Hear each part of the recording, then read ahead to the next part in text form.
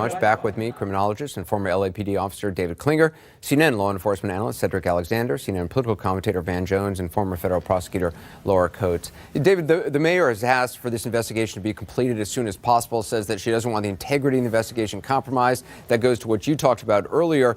At what point do you think an investigation crosses the threshold, reaches the point at which the release of a video like this or videos can be done? Once all of the relevant witnesses who've been identified have been interviewed and, as I indicated, perhaps re-interviewed, and that may take a few days, maybe a week or two, whatever the case might be. But unless they are saying, the mayor is saying, that there are witnesses they have not yet been able to interview, it doesn't make sense to hang on to the videos any longer. My concern, as I keep emphasizing, is that the integrity of those interviews be protected. Once that's squared away, go ahead and release those videos. Cedric, I mean, given the release of this new video by the family, that's also certainly inconclusive, certainly raises questions. I'm not sure how many questions it actually answers. Would you be surprised if we saw the police video sooner rather than later? Well, I would hope that we would, because that's what the community is asking for. But I think it is important, very important, that the integrity of this investigation is protected so that it is fair and balanced for everyone involved.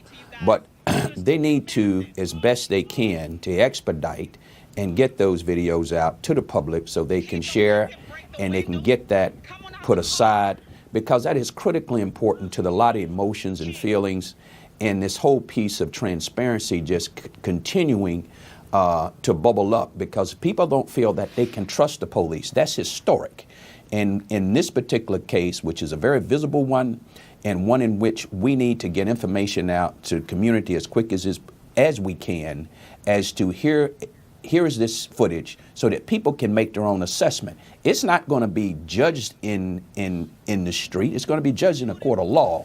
But it's important that people see as best they can what occurred, and they're going to see a variety of different things. Yeah. You know, Van, we are focusing obviously on this most recent incident with Mr. Scott, but for many of these protesters, and it's a point Boyce Watkins raised in our last hour, and I think it's an important one, this isn't just about this latest incident. This is not something that has happened in a vacuum.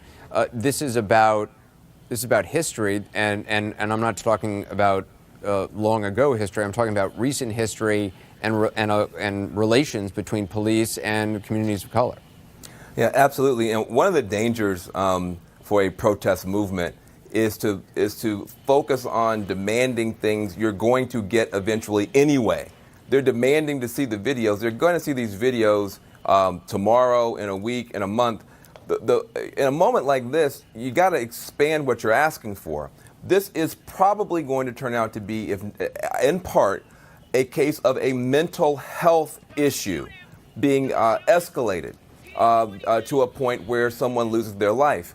There are a whole series of things they could be asking for in terms of retraining, in terms of, there are ways to handle people who are just non-compliant, non-responsive, not because they're dangerous, not because they have a gun, they're going to shoot you, because sometimes people mentally cannot process a series of verbal commands.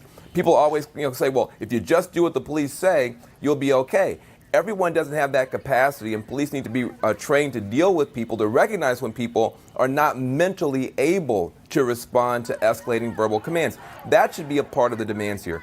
And so part of what's going on right now is people are so upset, and rightfully so, and you have this one issue which is present. Show me the video. When you see the video, then what's going to happen? We've got to get to a better understanding of the whole series of reforms that can lessen the violence, not just focus on something you're going to get anyway. You know, Laura, one thing we also hear from the police is that they are shouting commands to put down the gun, multiple commands. I'm not sure the actual count in that video that the family has released. We also hear Scott's wife shout at her husband, well, shout, Keith, don't do it. It's not clear to me whether she's saying Keith to her husband, Keith, don't do it, or Keith, ...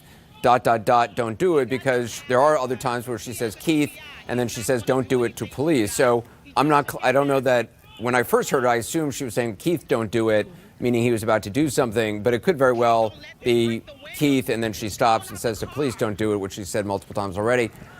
What she meant by that, I guess, is also pertinent to this case. Absolutely, because again, I know that this case is much bigger than just one incident, right? We're talking about the national domino effect of this police distrust. But for the prosecutor, It's about the specific facts in this case, not about making an example of an officer or of the victim himself. And so what they have to focus on is, was there a moment in time when this man provoked the officers to use lethal force? We don't know that, and that is why videos that may be inconclusive to deal with that particular fact, having them out in the open and among the community is not going to undermine an investigation into trying to find out if there was provocation, if there was a justifiable use of force. What you're talking about now, Anderson, is form over substance. We already know the substance of the police dash cam video according to the officers. Now let us see it in its form. Stick around, everyone. There's a lot more to talk about ahead, including the police shooting that rocked Charlotte 3 years ago.